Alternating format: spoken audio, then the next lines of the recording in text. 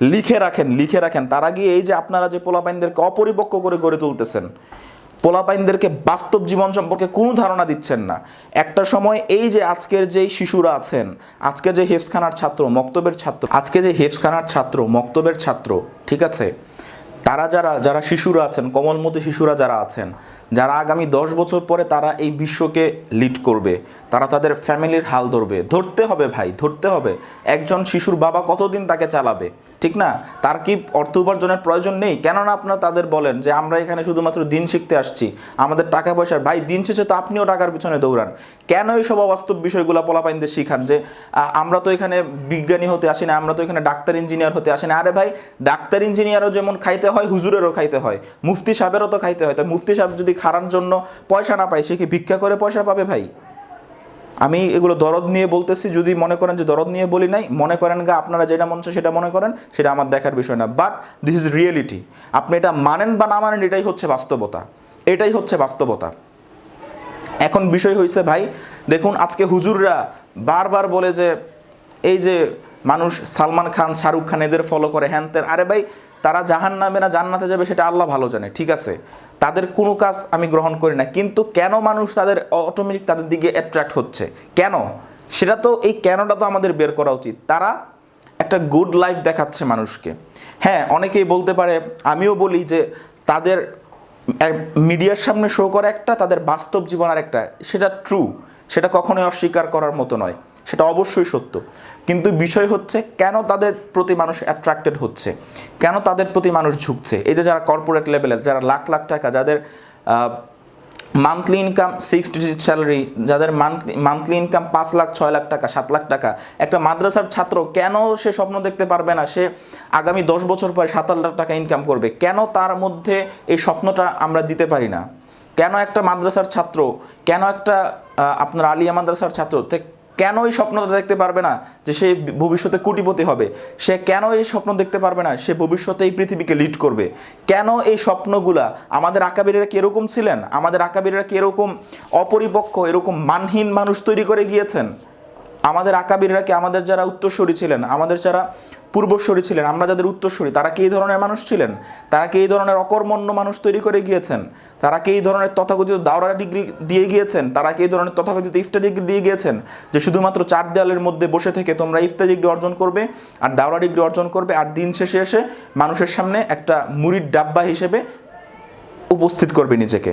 তারা তো কখনো এই ধরনের একটা জাতি, আজকে যদি তারা থাকতো, তারা তো আমাদেরকে শুধুমাত্র ভৎসনা দিত আর আমাদের উপর শুধুমাত্র লানত বর্ষণ করতো।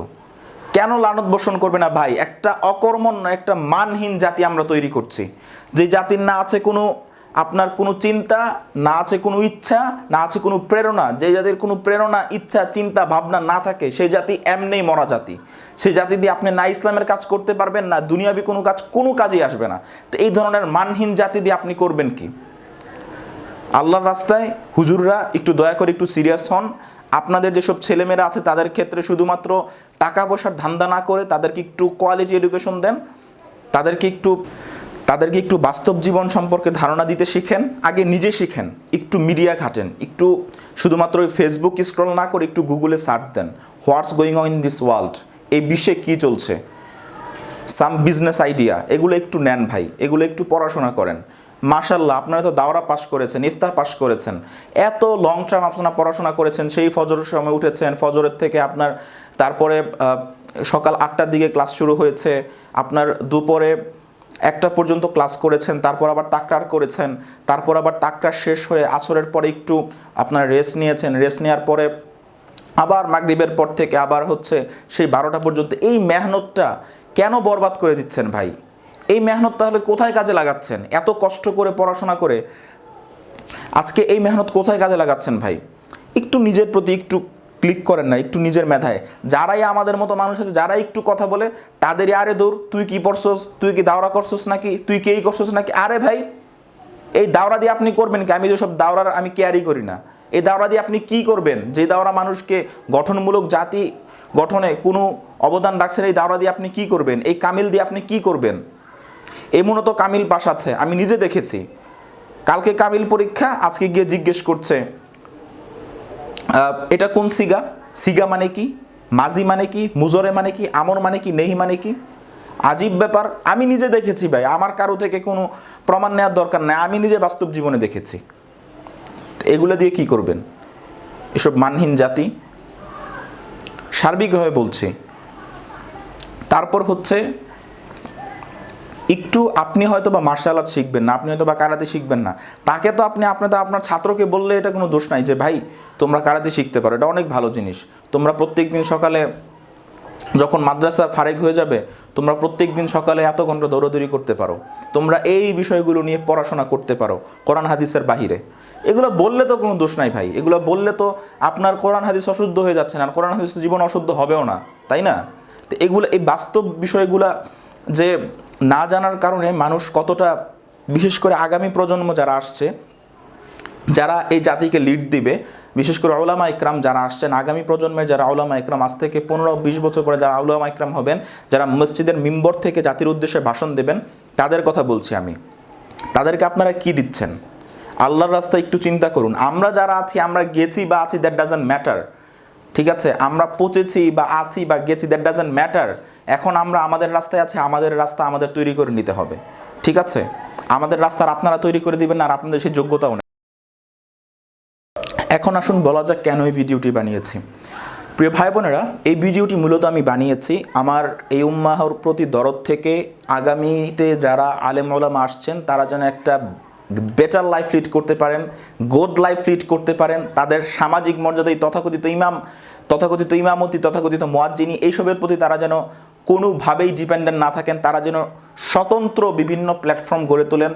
বিজনেস প্ল্যাটফর্ম হতে পারে, আপনার হচ্ছে বিভিন্ন ধরনের কাজ শেখা হতে পারে, ইলেকট্রিক্যাল কাজ, তারপরে হচ্ছে মিডিয়া হতে পারে, এই যে মিডিয়া হতে পারে, তারপর হচ্ছে আপনার বিভিন্ন ধরনের মোটিভেশনাল স্পিকার হতে পারে, আপনার হচ্ছে ব্যবসার মধ্যে তো হাজার ধরনের ব্যবসা হতে পারে, কাপড়ের ব্যবসা হতে পারে, জুতার ব্যবসা হতে পারে, তারপর হচ্ছে স্বর্ণের ব্যবসা হতে পারে যার যার সামর্থ্য অনুযায়ী, তারপর হচ্ছে ফুটপাতেও ব্যবসা হতে পারে, দ্যাট ডাজন্ট ম্যাটার, খাবারের ব্যবসা হতে পারে, যে কোনো ব্যবসা। তো মূলত এই জন্যই ভিডিওটি বানানো, এই জন্য এই কথাগুলো বলা। আমি না কাউকে কথাগুলো হিট করার জন্য বলেছি, না না আমার কারোর সাথে দুশ্মনী আছে, না কারোর সাথে আমার বন্ধুত্ব আছে, আমার কারোর সাথে বন্ধুত্বও নাই, কারোর সাথে আমার দুশ্মনীও নাই। বাট কথাগুলো বলা অত্যন্ত জরুরি মনে করেছি যে আল্লাহ রাব্বুল আলামিন আমার মাথায় অনেক ধরনের কথা দেয়, সেগুলো আপনাদের সামনে তুলে ধরা উচিত, ঠিক আছে? সেগুলো আপনাদের সামনে তুলে ধরা উচিত, আপনাদের পর্যন্ত পৌঁছানো উচিত। এবং সম্মানিত উলামা ইকরামদের উদ্দেশ্যে বলছি, প্রিয় উলামা ইকরাম, আপনারা আমার অন্তরের অন্তঃস্থলে আছেন, অবশ্যই আপনাদেরকে আমি যথেষ্ট পরিমাণ সম্মান করি, এবং আমিও আপনাদের মধ্যে থেকে একজন, আমিও আপনাদেরই অনুসারী, আপনাদেরকে আমি অনুসরণ করি। কিন্তু বিষয় হচ্ছে, দেখুন, দিন শেষে আপনি কিন্তু যদি আপনার সাথে প্রতারণা করেন, আপনার মন থেকে কিন্তু আপনি নিজেকে কখনো মাফ করতে পারবেন না। আপনার এই যেই আপনার মধ্যে যে আপনার যে দোষ আছে, এই দোষটাই কিন্তু আপনাকে দিন দিন কুড়ে কুড়ে খাবে। আমাদের মতো মানুষ যারা আছে ভাই, আমাদেরকে বকে টোকে লাভ নাই ভাই। আমরা পচে গেছি, ধরেন আমরা পচে গেছি, আমরা লাইনচ্যুত হয়ে গেছি, আমরা একবারে ভাই আমরা জাহান্নামী, ধরেন আমরা জাহান্নামী, আমাদেরকে জাহান্নামী লকব দিয়ে দেন ভাই, আমাদেরকে কাফের লকব দিয়ে দেন, কোনো সমস্যা নাই। এরপরও আমরা এই কথাগুলো বলে যাবো আলহামদুলিল্লাহ, কারণ আল্লাহ রাব্বুল আলামিন আমাদেরকে এগুলো বলার জন্যই তৈরি করেছেন। ভালো থাকবেন। এই জাতির আগামী যে প্রজন্ম আছে, যারা আগামীতে ইমামতি করবেন, বিভিন্ন জায়গায় লিড দিবেন, তাদের পর্যন্ত যদি কথাগুলো পৌঁছে, তাহলে আমার এই ভিডিওটি সার্থক হবে। আমি সকলের কাছে বিনীতভাবে অনুরোধ করছি, ভিডিওটি খুব বেশি থেকে বেশি শেয়ার করুন, কেননা এই কথাগুলো মানুষের শোনা উচিত। আর আপনারা যদি মনে করেন যে এই ধরনের কথাগুলো আরও বেশি বলা উচিত, তাহলে ইনশাল্লাহ আপনারা লিখবেন যে আরও ভিডিও বানানো উচিত, এই জিনিসটা আপনারা দয়া করে লিখবেন, তাহলে ইনশাল্লাহ আমি আরও ভিডিও বানাবো। তবে অবশ্যই হ্যাঁ, আপনারা কেউ এটা মনে করবেন না যে আমি কাউকে এখানে ছোট করতে এসেছি বা বড় করতে এসেছি, এটা কখনোই আমার উদ্দেশ্য না। কাউকে ছোট করা আমার উদ্দেশ্য না, কাউকে বড় করা আমার উদ্দেশ্য না। না আমি কোনো মাসলাক, না কোনো মাযহাব, না কোনো দল, না কোনো মত, না কেউ, না কোনো ব্যক্তি, কারো কেউ ছোট করা উদ্দেশ্য না। বাট বিভিন্ন যে মাদ্রাসা আছে, সেসব হুজুররা এই ভিডিওটা যদি দেখেন, একটু যদি আপনি আপনার মাথায় ক্লিক করেন, তাহলে আমার এই ভিডিওতে সার্থক। ভালো থাকবেন, সকলের কাছে দোয়া চাই, বারবার ঘেমে যাচ্ছি। আসসালামু আলাইকুম রহমতুল্লাহি ওয়া বারাকাতুহু।